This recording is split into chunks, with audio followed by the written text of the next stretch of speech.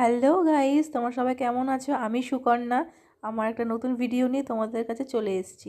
তো দেখো, আজকে অনেক কিছু আমাদের সবজি কাটাকুটি চলছে। তোমরা এখন দেখে বুঝতে পারছো না যে কি হচ্ছে।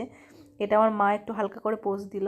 আমার রান্না বান্না চলছে আমাদের ছাদে, সেই জিনিসগুলোই আমি তুলছি, ভিডিও করছি।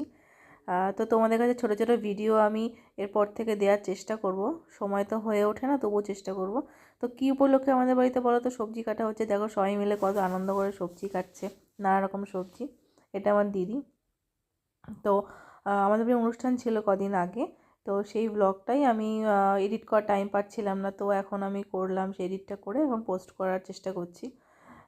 তো এটা আমি একটু পোজ দিয়ে নিই আর কি। নিজের বাড়ির অনুষ্ঠান হলে সেরকম টাইম পাওয়া যায় না, তবু একটু পোজ দিয়ে নিলাম এই আর কি। এটা আমাদের সোনা মা, একদম কিউটি কিউটু। আমাদের আমাদের ব্রাহ্মণ, উনি এখন গীতা পাঠ করবে। তো আমাদের বাড়ি একটু কীর্তনের আয়োজন করা হয়েছিল। দুপুরবেলা গীতা পাঠ হচ্ছে, এখন গীতা পাঠ শুরু হচ্ছে। তার আগে কিছু ভিডিও নেওয়া আছে আমার। এটা আমাদের ঠাকুর ঘর। এটা আমাদের ঠাকুর ঘর। তো ঠাকুর ঘরে আয়োজন করেছি, ঠাকুরের জন্য যেসব জিনিসপত্র সেই সমস্ত তোমাদেরকে একটু দেখানোর চেষ্টা করলাম।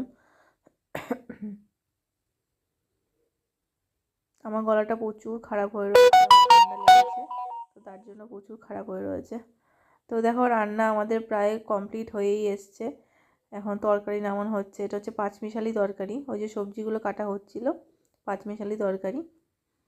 আর যে সব লোকজন এসছে খেতে, খাওয়া পর্ব চলছে রাত্রিবেলা।